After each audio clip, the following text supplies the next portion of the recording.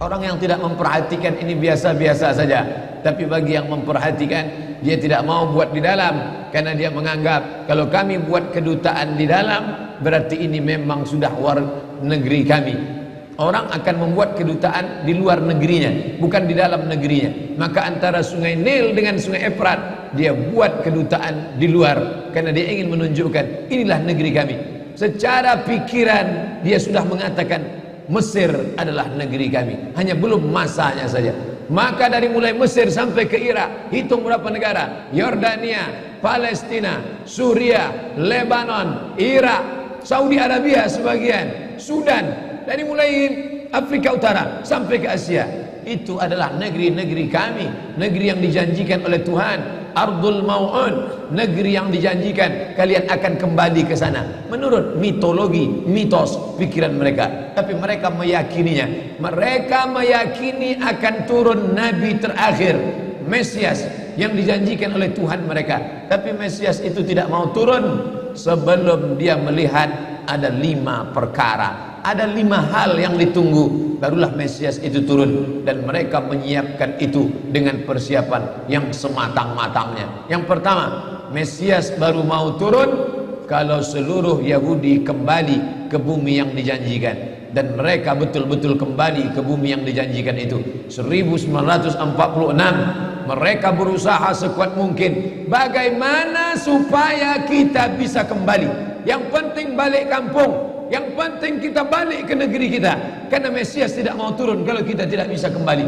Berusaha sekuat tenaga, jumpai sultan-sultan Islam yang bisa dibeli, tapi umat Islam tidak bisa dibeli. Iman mereka terlalu mahal untuk dibeli. Mereka sudah menjual nyawa mereka, diri mereka dalam kuasa Allah Subhanahu wa taala, karena mereka yakin innallaha ashtara minal mu'minin, Allah sudah membeli dari orang mukminin amwalahum, harta mereka, wa anfusahum, nyawa mereka, bi anna lahumul jannah, mereka sudah dibeli dengan surga. Nyawa yang ada dalam dirimu bukan milikmu, hartamu, mobilmu, rumahmu bukan punyamu, itu semua punya Allah. Sudah lama dibeli Allah, sebelum kau lahir ke dunia sudah dibeli Allah. Dibeli dengan apa? Dengan surga. Barang yang sudah dijual tidak boleh dijual 2 kali. Diri yang sudah dijual kepada Allah, harta yang sudah dijual kepada Allah, maka tidak boleh dijual lagi kepada manusia. Raja-raja, sultan-sultan Islam tidak mau menjual, tapi mereka licik. Mereka gunakan anak bangsa umat Islam yang kulitnya sama dengan kita, yang wajahnya sama dengan kita, yang bahasanya sama dengan kita. Mustafa Kemal Atatürk bukan orang Yahudi, bukan orang kafir, orang Islam. Bahasanya bahasa Turki, wajahnya wajah Turki, tapi dia yang menggulingkan Kesultanan Turki. 1924 berakhir khilafah Islamiyah, lemah umat Islam. Di saat itulah mereka mengambil, mencaplok, lalu kemudian akhirnya mereka kembali beramai-ramai. Mengapa mereka kembali ke tanah yang tandus ini? Bukankah mereka sudah hidup nyaman, enak di Eropa, Inggris, Prancis, Belanda, Jerman? Hampir di setiap negeri ini ada Yahudi. Kenapa mereka mesti kembali? Karena mereka meyakini ini adalah tanah yang dijanjikan oleh Tuhan. Mereka menyebut nenek moyang mereka itu Israel. Isra artinya hamba, El Tuhan. Israel hamba Tuhan, hamba pilihan Tuhan. Tapi Israel punya makna lain. Isra musari, El lillah. Israel musari lillah, orang yang pernah bergulat dengan Tuhan. Kata mereka, nenek moyang kami itu hebat. Kita mengatakan nenek moyang orang Melayu hebat, nenek moyang orang Makassar hebat, bisa mengendarai samudra yang luas, bisa diseberanginya dengan perahu pinisi. Nenek moyang orang Minangkabau hebat, kami para perantau hanya sebatas itu saja. Mereka di atas itu lagi, nenek moyang kami hebat. Apa hebatnya? Pernah bergulat dengan Tuhan dan Tuhan kalah. Tuhan kalah ketika bergulat dengan nenek moyang kami. Dan akhirnya ketika Tuhan kalah, lalu Tuhan pun memberikan hadiah. Hai Israel, aku kalah bergulat dengan engkau, maka sebagai kompensasinya aku berikan kepada engkau inilah tanah. Itulah dia tanah Palestina. Dan mereka meyakini itu setengah mati. Ustadz ngomong begini sumbernya dari mana?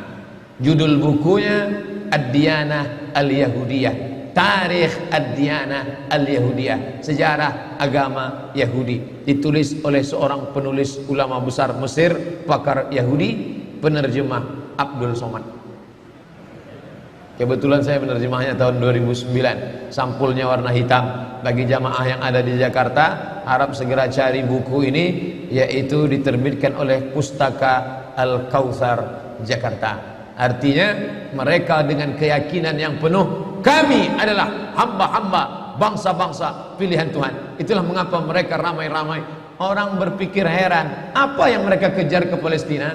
Andai ada orang ingin merebut Irak, masuk akal. Merebut Irak karena banyak sumur-sumur minyak.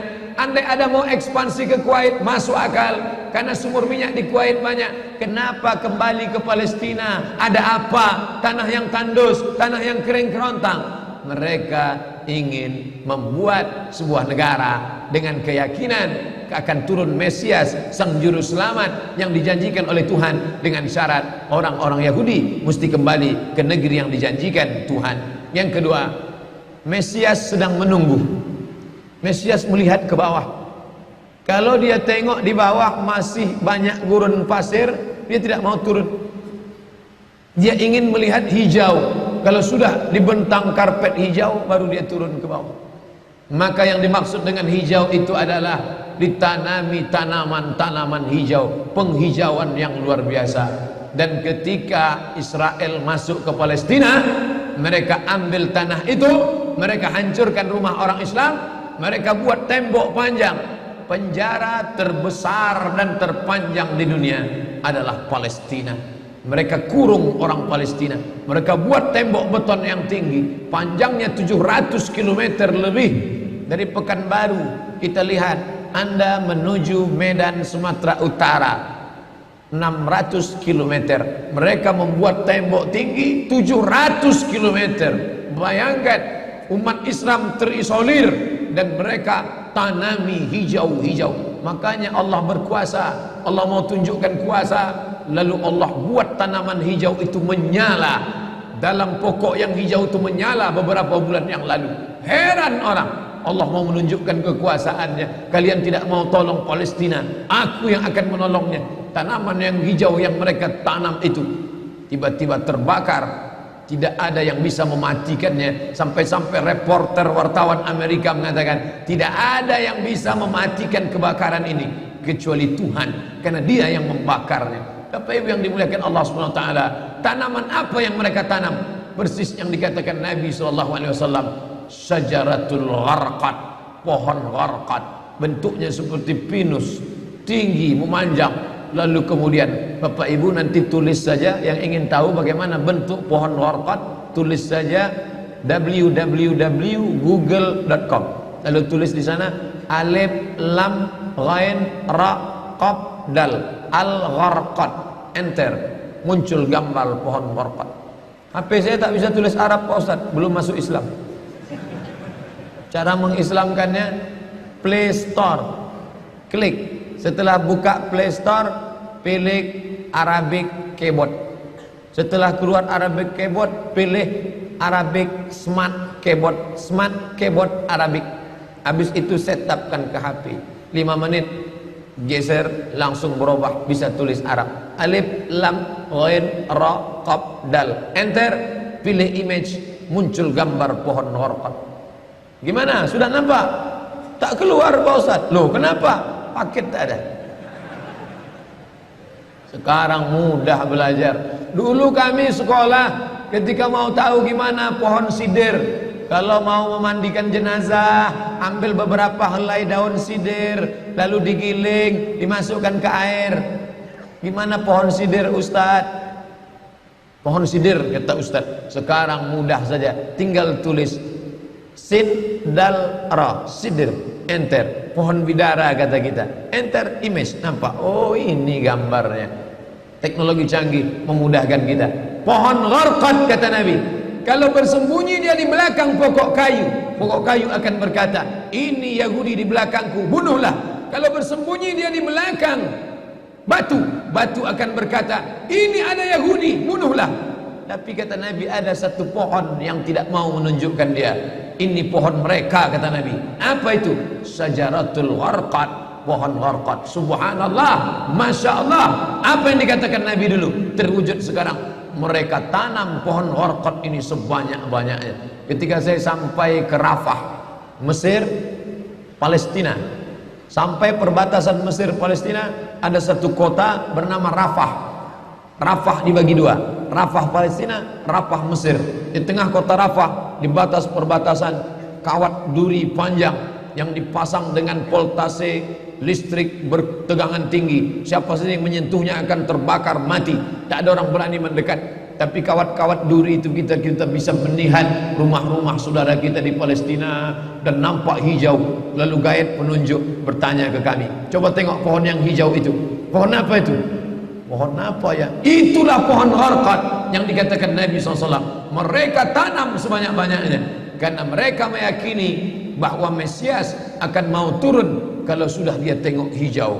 Seperti kita kalau pesawat mau mendarat di airport Sultan Syarif Qasim II Airport, Anda akan, ladies and gentlemen, all our passenger, para penumpang pesawat airlines, kita akan mendarat. Begitu kita melihat riau hijau, tapi hijaunya bukan pohon gharqad, pohon gotah sama pohon sawit. Begitu juga kalau kita mau mendarat di Batam, kita lihat hijau ke bawah. Begitu jugalah Mesias akan turun ke bawah kalau dia melihat sudah hijau semua. Karena mereka meyakini, amat sangat meyakini itu. Mereka menanam pohon gharqad itu. 3. Kapan Mesias akan turun? Mesias akan turun kalau Babilonia dibantai terus. Makanya mereka punya program bantai Babilonia, hancurkan Babilonia. Kenapa mereka marah dengan Babilonia? Karena Raja Babilonia pernah menghancurkan kekuasaan mereka. Raja Babilonia yang mereka maksud adalah Nebukadnezar. Nebukadnezar Raja Babilonia menghancurkan kerajaan nenek moyang mereka. Mereka punya dendam kesumat yang luar biasa. Salah satu sifat Yahudi, dendam kesumat yang tak pernah mati. Walaupun sudah terjadi ratusan tahun, ribuan tahun lalu, tetap anak cucunya sekarang dendam. Hantam Babilonia, hantam Babilonia. Karena Babilonia negerinya Nebukadnezar, anak cucunya mesti dihancurkan. Mana Babilonia itu? Babilonia adalah Irak. Makanya setiap naik presiden Amerika yang didukung oleh Yahudi, mereka akan membantai Babilonia, Irak. George Bush naik, apa yang dilakukan George Bush? Membantai Irak. George Bush Junior, anak George Bush naik, apa yang dilakukan George Bush Junior? Membantai Irak. Naik Obama, apa yang dilakukan Obama? Membantai Irak. Kenapa yang sekarang ini, siapa namanya? Donald Trump. Payah mengingat nama orang kafir. Kenapa Donald Trump tak membantai Irak? Karena Irak sudah hancur babak belur, tak perlu lagi dibantai. Sumur-sumur minyaknya sudah punya kita. Negeri itu sudah menjadi negeri boneka, hancur lebur. Saddam Hussein barulah orang paham. Dulu kita terikut-ikut dengan kata-kata mereka di Reuter. Saddam Hussein raja yang zalim, Saddam Hussein orang yang jahat, Saddam Hussein. Tapi begitu Saddam Hussein digantung, apa kata dia di tiang gantungan? Allahu Akbar, patah lehernya, mati Saddam Hussein, meninggal dunia. Sekarang orang baru sadar, ternyata Saddam Hussein menyelamatkan negeri itu daripada orang-orang yang jahat. Sekarang apa yang terjadi? Saudara kita yang beberapa bulan bersama kita di Masjid Raya Senapelan, kalau Bapak ingat, ayahnya, anaknya, ibunya, adik-adiknya tak sanggup lagi tinggal di Baghdad. Kenapa? Kami dibantai oleh Syiah, kami dibantai oleh Amerika, kami sampai lari mendapatkan suaka politik. Sampai hari ini masih ada sebagiannya tinggal yang Sunni, yang Syiah dengan berbagai macamnya. Apa maknanya? Mereka membantai Babilonia. Lalu orang mengatakan ini kan ekspansi politik, ini kan karena sumur minyak. Ada betulnya, tapi lebih daripada itu adalah mereka memiliki keyakinan yang luar biasa bahwa Mesias akan datang kalau Babilonia dihancurkan. Ustadz baca analisa ini dari mana? Kami belajar buku ini 6 bulan di Al-Azhar, satu mata kuliah, dan saya paling suka mata kuliah ini karena mengaitkan antara ayat Al-Quran dengan hadis Nabi. Kalau kita suka mata kuliah itu, kita ingat isinya, kita ingat orang yang mengajarnya. Saya masuk Al-Azhar 1998, hari ini 2017, 19 tahun yang lalu. Kalau saya pejamkan mata saya, masih ingat saya Syekh Dr. Fargallah yang mengajarkan mata kuliah ini. Dengan semangat dulu dia di lokal mengatakan, anak-anakku sekalian, beginilah mereka akan menguasai umat Islam, negeri Palestina. Semangat Syekh Fargallah. Saya tak tahu apakah dia masih ada atau tidak, tapi pahala akan tetap mengalir baik beliau hidup maupun sudah meninggal dunia. Kenapa? Saya sampaikan kepada Bapak Ibu sampaikan kepada anak menantu, sahabat, kerabat, tetangga, mengerti keadaan kita zaman sekarang. Jangan sampai dikatakan Palestina bukan urusan kita. Ini kan masalah politik. Indonesia ya Indonesia, Palestina ya Palestina. Antum tidak mengerti masalah dunia. Palestina adalah masalah umat Islam. Subhanalladzi asra bi'abdihi, maha suci Allah yang sudah memperjalankan hambanya minal masjidil haram, dari masjidil haram, ilal masjidil aqsa, masjidil aqsa, masjidil aqsa Palestina. Kita yang tertulis dalam kitab suci kita bahwa kita punya ikatan emosional, kenapa kita tidak yakin itu? Yahudi ajarannya dibuat-buat, ajarannya mitos, tapi mereka punya keyakinan yang luar biasa. Mereka rebut negeri itu, mereka kuasai, mereka hancurkan negeri musuh. Atas dasar apa? Keyakinan bahwa Mesias akan datang. Yang kelima, apa yang mereka lakukan untuk Palestina? Mereka meyakini ada Temple of King Solomon, tempel kuil King Solomon, Raja Sulaiman. Datang pula orang Indonesia latah, dikatakannya Sulaiman ini kerajaannya bukan di Palestina, di Yogyakarta, Sleman. Kata dia, King Solomon itu punya tempel kuil, dan Temple of King Solomon letaknya pas di bawah Al-Masjidil Aqsa. Apa maknanya? Mereka mengeruk setiap hari bulldozer, traktor, ekskavator, terus mengeruk keliling Masjidil Aqsa. Mereka ingin meruntuhkan Masjidil Aqsa.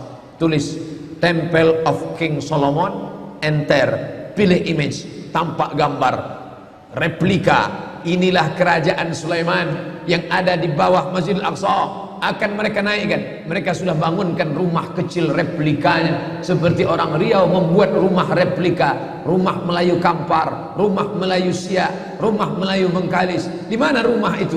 Di Purna MTQ. Anak-anak kita kalau mau tahu bagaimana rumah Melayu Kampar, bagaimana rumah Melayu Siak, bagaimana rumah Melayu Pelalawan, pergi ke sana. Sebagiannya ada, sebagian tak ada, entah kemana perginya. Tapi mereka membuatkan itu. Inilah dia replika kerajaan Temple of King Solomon. Artinya apa? Mereka ingin menghancurkan Al-Masjidil Aqsa berkeping, sampai akhirnya disitulah nanti kemarahan umat Islam. Entah marah entah tidak, melihat gayanya tak marah. Mau kalian hancur-hancurkanlah, banyak lagi urusan kami sibuk dengan ini. Tapi akan ada hamba-hamba Allah, la tazulu fi ummati ta'ifatun min ummati, akan tetap ada sekelompok umatku yang memperjuangkan agamaku, kata Allah Subhanahu wa taala. Yang terakhir, yang kelima, akan turun Mesias. Kapan itu terjadi? Ketika terjadi perang besar. Sebetulnya dalam agama Islam sudah dituliskan yang dimaksud dengan Mesias itu siapa. Kata Imam Al-Hafiz Ibnu Hajar Al-Asqalani dalam Fathul Bari, yang dimaksud dengan yang dinanti-nanti mereka itu adalah Dajjal. Dajjal itulah sesungguhnya yang sedang mereka nanti. 70,000 Yahudi wara'ad Dajjal. Ada 70.000 Yahudi yang akan berada di belakang Dajjal ketika dia turun nanti. Makanya tiap hari, tiap petang kita berkata, Allahumma inni a'udzubika min azab jahannam, wa min azabil qabri, wa min fitnatil mahya wal mamat, wa min syarri fitnatil masihid Dajjal. Dajjal itulah yang sedang mereka tunggu. Dajjal itulah yang sedang mereka nanti-nantikan. Kita menantikan kedatangan, dia pun juga menantikan akan kedatangannya. Bedanya apa? Mereka meyakininya dengan semangat, semangat mereka luar biasa. Mereka bangkit. Umat Islam percaya. Padahal tiap hari dia katakan sebelum salam, Allahumma inni a'udzubika min adzabi jahannam wa min adzabil qabri wa min fitnatil mahya wal mamat wa min syarri fitnatil masiihid dajjal. Tiap hari dikatakan, tiap hari diucapkan. Tapi dalam hati, betul tak Dajjal ini datang? Entah iya entah tidak. Mereka yakin Dajjal akan datang, tapi mereka katakan itulah pemimpin kami, itulah Tuhan kami, itu adalah jelmaan daripada Tuhan kami, itu yang ada yang menghancurkan dunia, dia akan menjadi panutan kami. Kita berkata itu musuh kami, tapi kita pun ragu entah musuh entah tidak. Oleh sebab itu kita minta ampun kepada Allah atas kurangnya iman kita. Subuh ini kita bangkitkan semangat kita, tapi yang datang kepada, kenapa Allah tidak menolong? Katanya Allah itu maha kuasa. Cukup dia teriakkan saja, malaikatnya satu berteriak, pecah gendang telinga orang Yahudi, mati. Cukup dia tiupkan angin sejuk, terhirup, mati. Kenapa tidak dia matikan saja Yahudi itu? Datang Syekh Muhammad Jibril, Syekh Dr. Muhammad Jibril, Syekh Profesor Dr. Muhammad Jibril, dosen tafsir Al-Azhar. Kami undang, mahasiswa Indonesia mengundang di waktu di Mesir dulu kuliah. Lalu saya tanya, Assalamualaikum Syekh. Ya, kaum Ad binasa, kaum Samud binasa, kaum Midian binasa, kaum Iram binasa, kaum Fir'aun binasa. Kenapa Allah tidak membinasakan Israel ini? Senyum Syekh Muhammad Jibril. Apa kata dia? Ya beni, anakku, seandainya Allah membinasakan Israel ini, lalu apa yang tersisa untukmu? Ditunjuknya saya. Seandainya Allah membinasakan Israel ini, lalu apa yang tersisa untukmu? Terdiam saya.